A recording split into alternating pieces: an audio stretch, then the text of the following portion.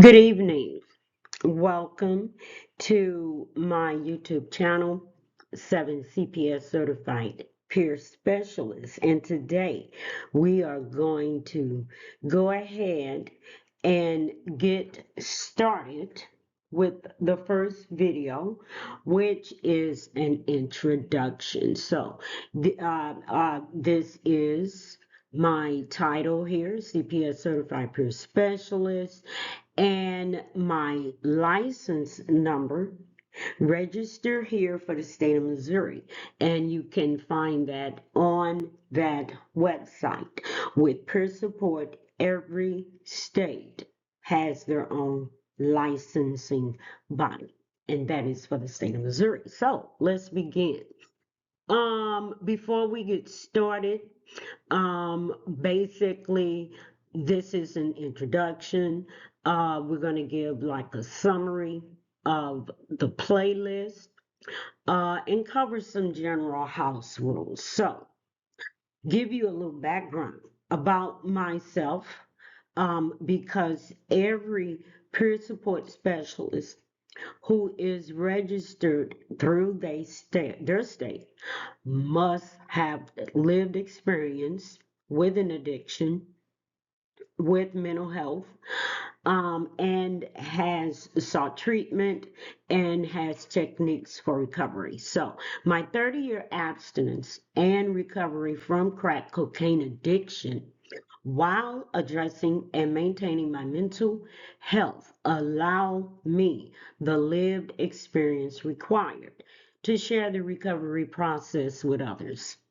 My experiences occurred before and after my active duty military service. So that's background about me and, excuse me, how I am able to qualify, or how I'm able to qualify as a peer specialist.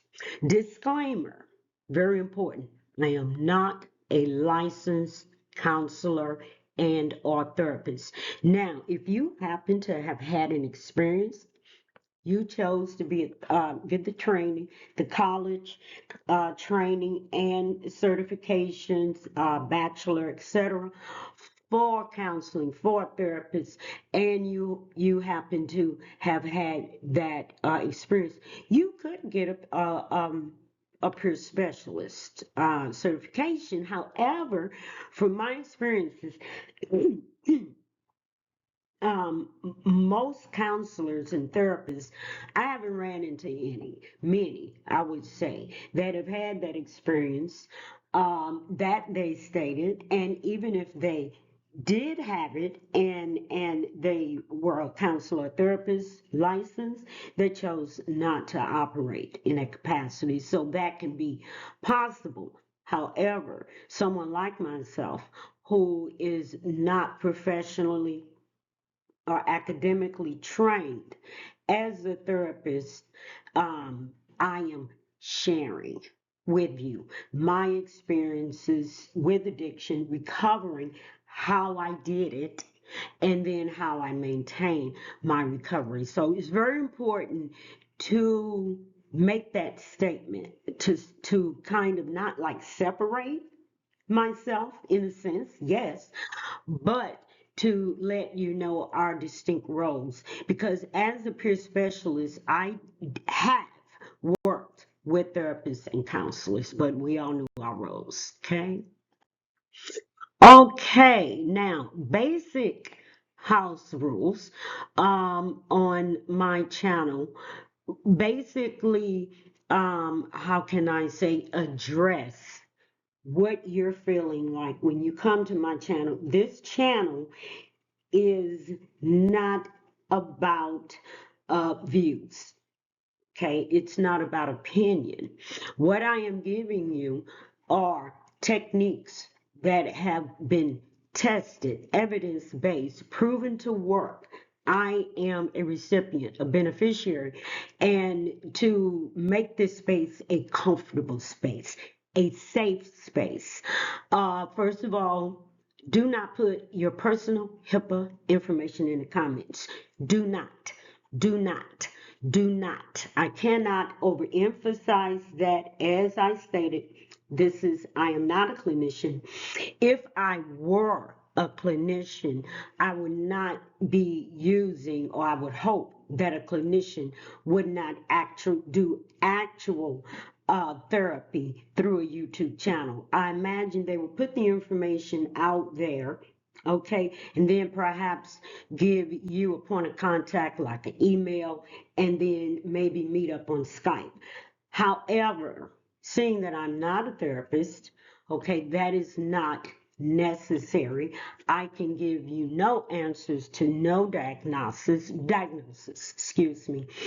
Diagnosis is HIPAA. So if you've experienced schizophrenia, bipolar, depression, any of those, do not share that. Okay, that is very close personal information about yourself, and it should be very protected. I protect mine. If I mention things like general anxiety and whatever I've experienced, I may do that, but I won't give you specifics. I won't give you specific diagnosis, what kind of meds I have taken, may be taking, whatever. So that's very important. Next is cultural competence. Here, we are looking at culture as anthropology and not as Crayola colors. Okay, this is not necessarily what's running in your veins, your blood, your ethnicity, your progenitor of your tribe. This is pertaining what you have experienced as culture. Say in America, we have a culture of entertainment. We have a culture of Hollywood. And say when I went to Ghana, my engagement with those mediums were different. So our culture here, let's say, it would include more engagement or different effects from television, from songs, whereas in Africa, it may be more village by village, tribe by tribe, as opposed to the whole city of Accra being affected by a particular culture. We could have a comedian, a singer, a dancer that everybody know. It may or may not be that way in the continent of Africa. Nigeria may not ascribe to the same cultural musical icon, let's say, as with South Africa. So culture can be your neighborhood. And so let's say here in St. Louis, the culture in the Ville will be very different than the culture from the Hill. So the culture of the Ville is all black, going back historically to the 1800s. The culture of the Hill, it's Italian, going back historically to the 1800s. Well, 1800s, it may have been German. I know a lot about St. Louis, but anyway, those are two cultures within the city of St. Louis, each one with, say, a peer specialist, and you take someone who has grown up in the Hill area as opposed to someone who has grown up in the Ville area, they're going to have two different experiences with crack. I happen to know something about that. So that is more of what we mean by cultural competence in the healthcare field, and particularly in recovery. Do no harm. Okay, so if that person in the Hill, um, how can I put it? How you address their family, how can I put this? Because there's a lot of similarities between those two different families, and it's both navigate around food. The residents of the Ville, the residents of the Hill. The Hill is in a part of town that it has much maintained a certain tax base, so you still may find a lot of those, um, similar. How can I put it? The way they were back then. Well, how did I get here? We were talking about the two way you would address those two different cultures, but I think people here in St. Louis would know what I'm talking about. Oh yeah, when it comes to recovery and stuff, someone in the hill, let's say maybe a little bit closer to different type of resources than the person in the Ville. So when you're talking about, let's say something like drugs, you may have more of a choice on the hill. I don't know exactly how I can put that. But those two areas, like, okay, I was able to go to the hill and get clean and stay in an Oxford home in that area more so than I could over here in the Ville area, which is why I did most of my drug use because I knew people over here, right? And so the triggers, you're gonna hear about that. What else comes with that? The triggers, the things that remind you to use. I would be more affected in the Ville area. Than whereby if I go to the hill, okay, not only do I not know people over there, so if I'm over there, I'm over to somebody who is connected with somebody over there and is more comfortable, um, because it's familiarity, not because it's two different, what you think genetic groups, but familiarity and coming up in that neighborhood, or having had come up in it, I was able to go over there and get solitude, people like-minded in the Oxford home, designated, okay, to for recovering addicts, and I have to say the tax base in a better neighborhood. So for me, that cultural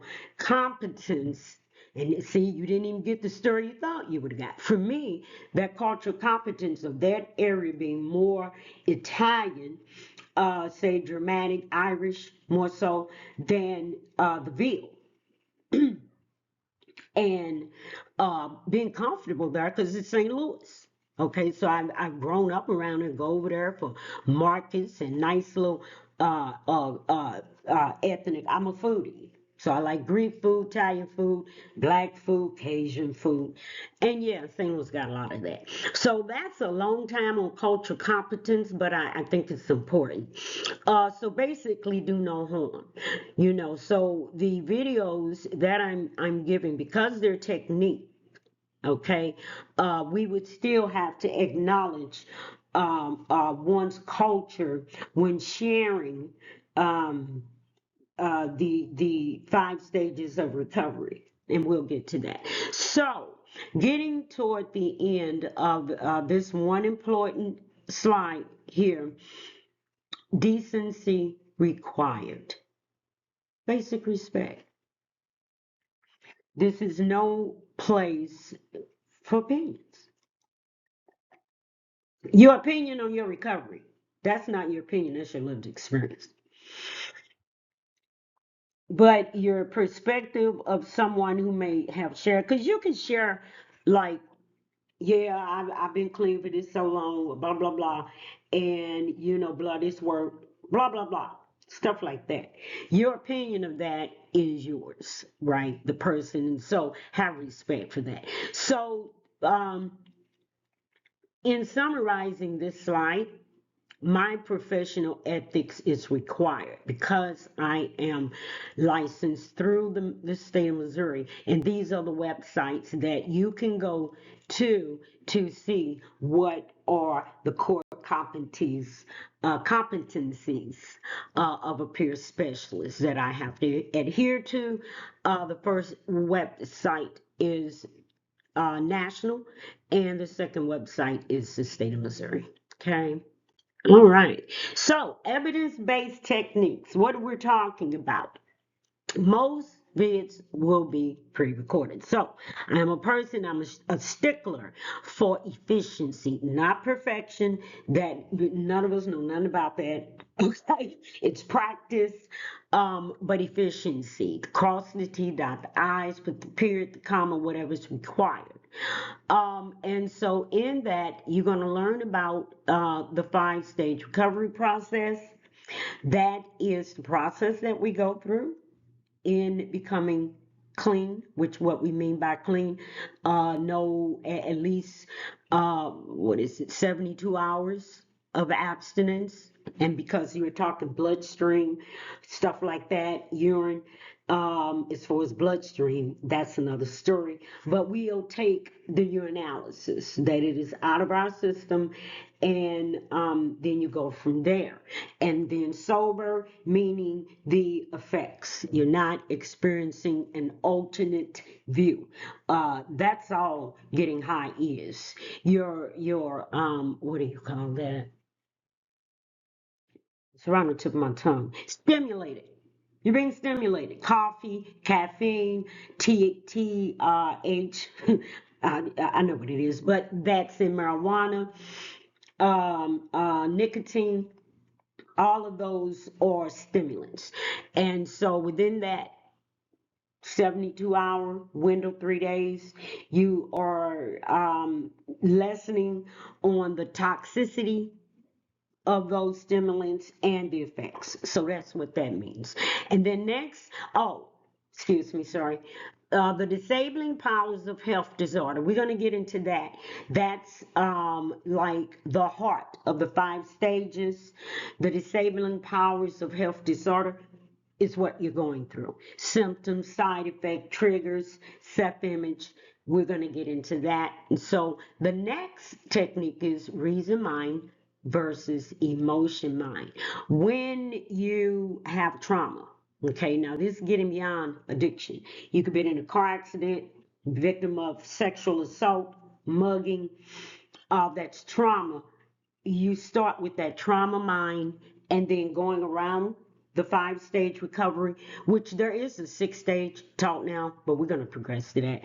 Going around the 5-stage, in that process, that first stage, the trauma, that's what we call the emotion mind. Okay, that's where it's birthed. And then from there, you are dealing with that emotion mind. You're coming back to normality. That emotion mind takes you off your routine. Whoever you were is now being questioned. So impact of illness, which is the first stage, that's as far as I'm going here. That is where you have a question of identity. Who am I after I was sexually assaulted? Who am I after I was mugged and robbed and left downtown on the street? And I'm a male. And my pants were pulled down when I came to. Who am I?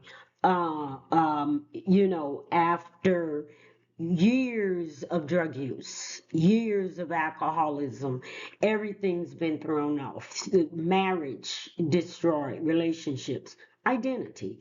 And so that's where the emotion mind is birthed. And now you want to get back to a reason mind.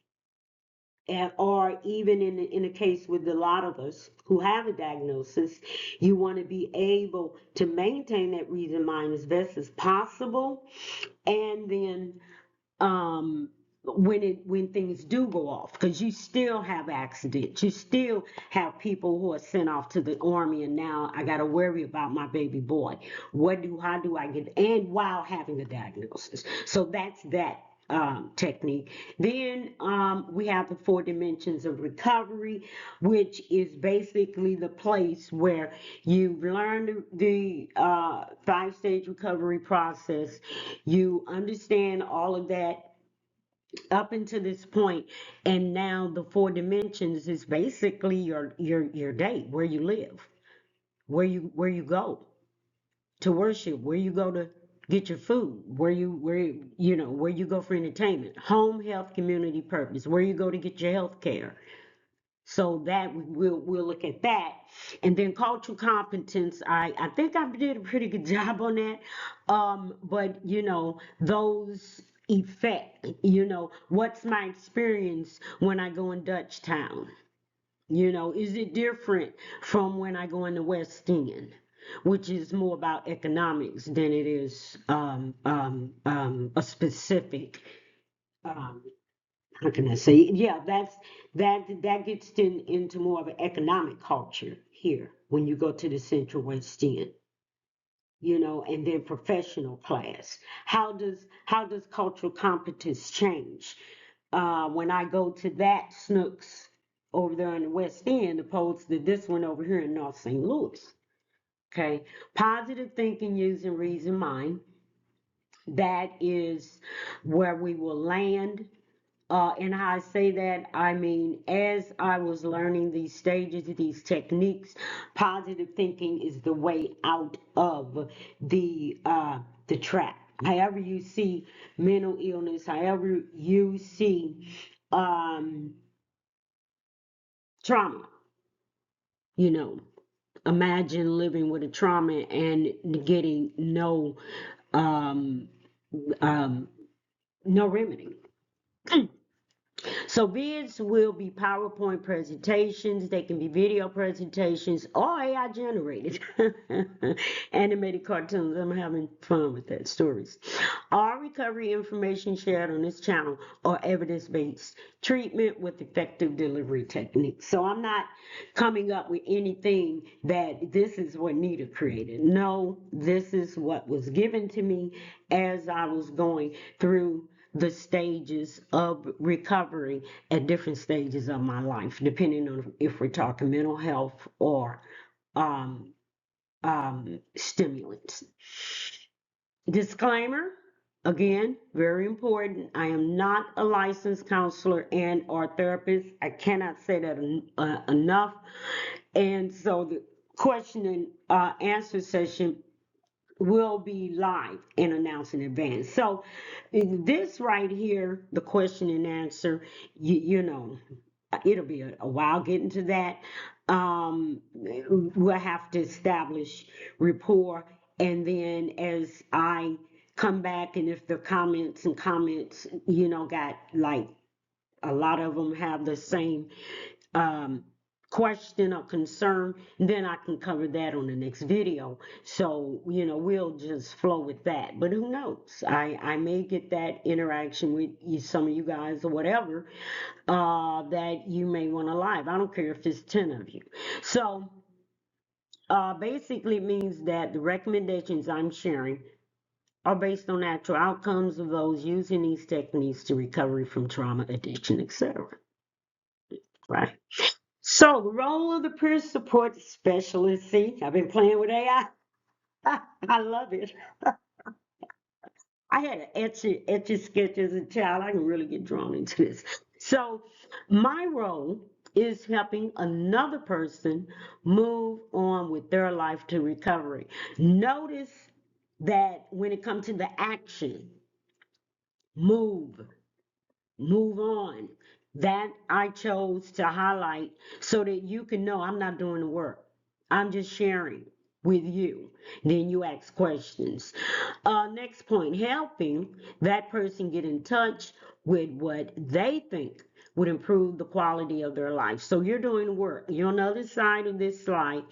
You can get pencils at any moment, pull up websites I tell you to go to. There'll be state and government. If you're not in Missouri, then you'll just get a chance to see how Missouri works, and you can go to your state and get the name of what that website is. So setting a recovery goal, that is what you would be doing in that. And then the last bullet, helping them identify and remove the barriers to getting rid or to getting that life. I'm sorry, yeah, getting rid of that unstable life, and getting that life of balance. You are going to identify what that is. I know what mine are. Okay, you're going to do that. And what I am doing here is showing you what worked for me and hundreds of thousands of others. Okay, so what is common denominator here? Helping, sharing the evidence, evidence-based techniques proven to help those seeking recovery. Getting the person in touch with resources.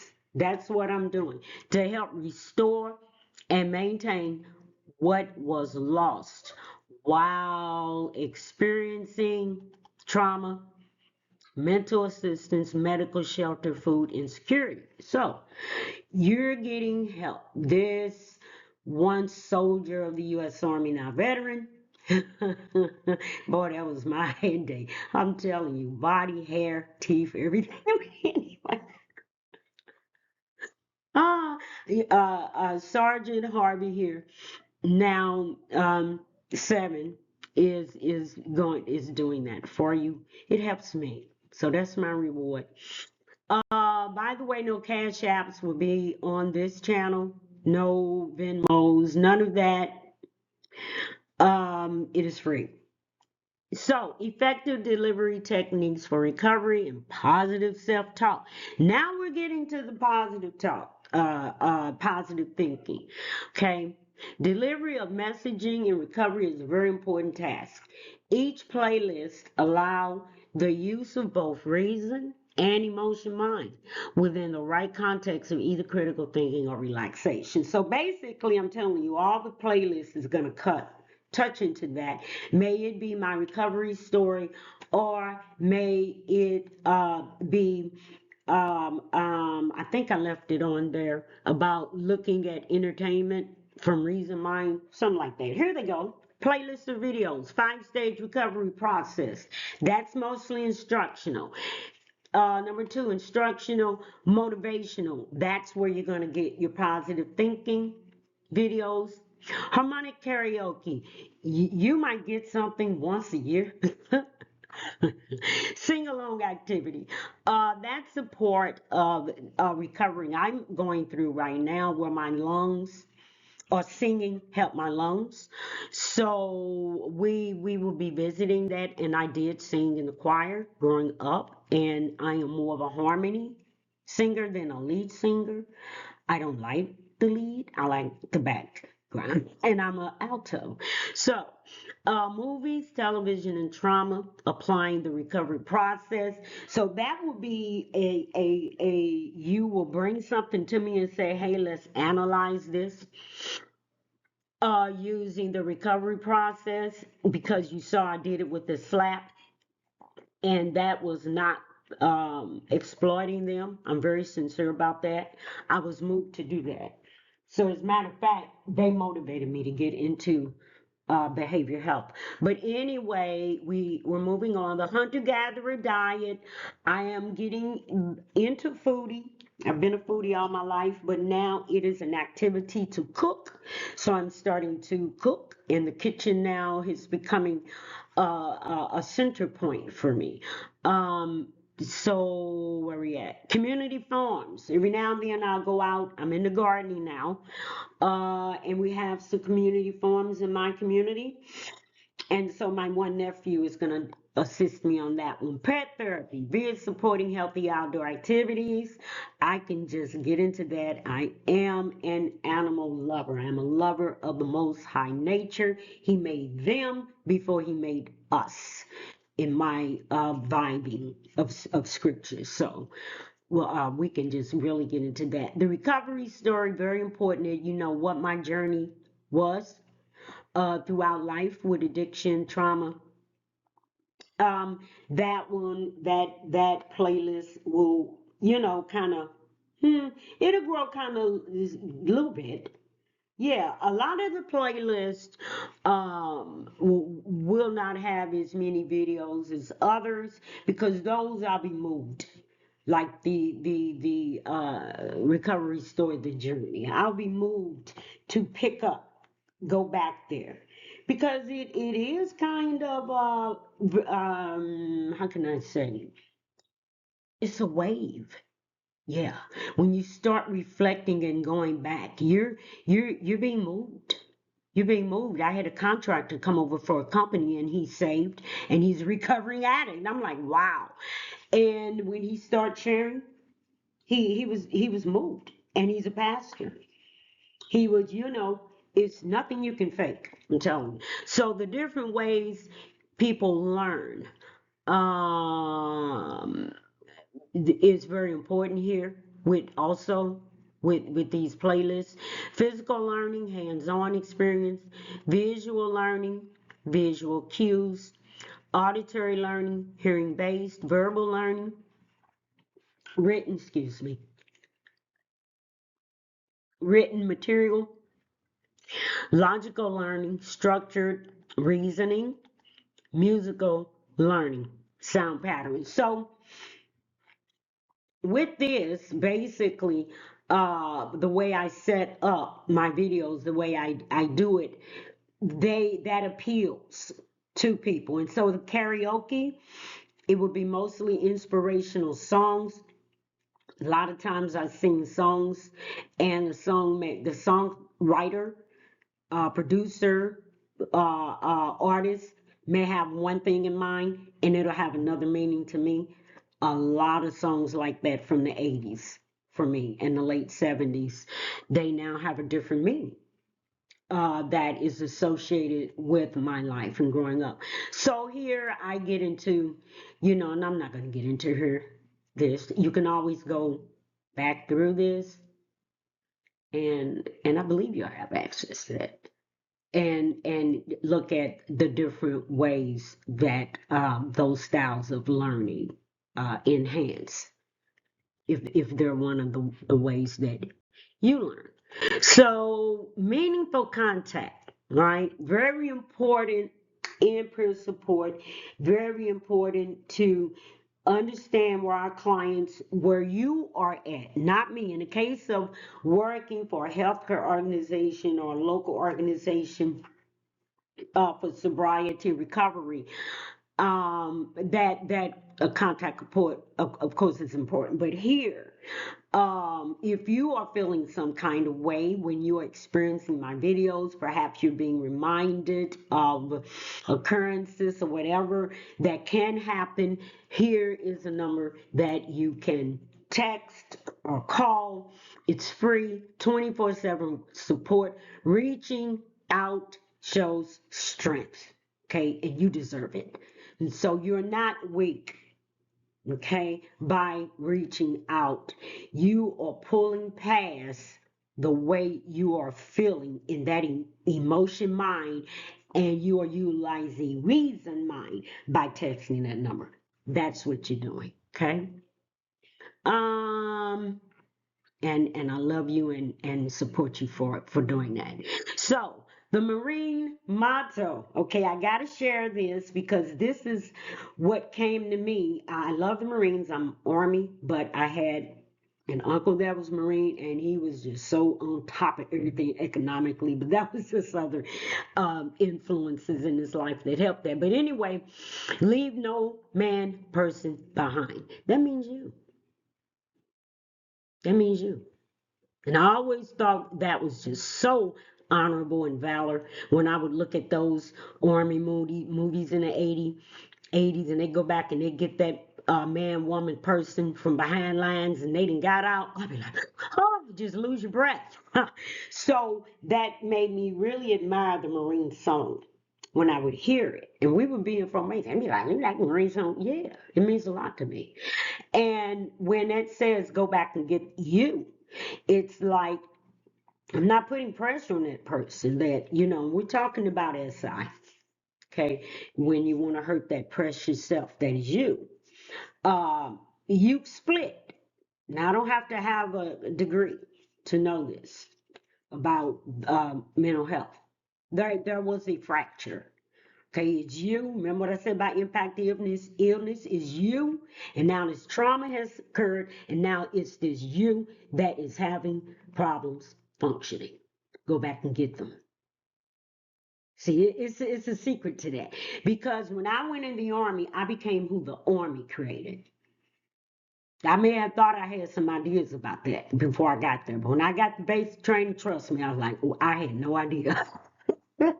So that woman that was created, that person that made it through that basic training, made it through them years of reserve years, made it through those years of active duty, Okay? That person is the person who saved the crack addict. And I knew that. Oh, yeah, I know this.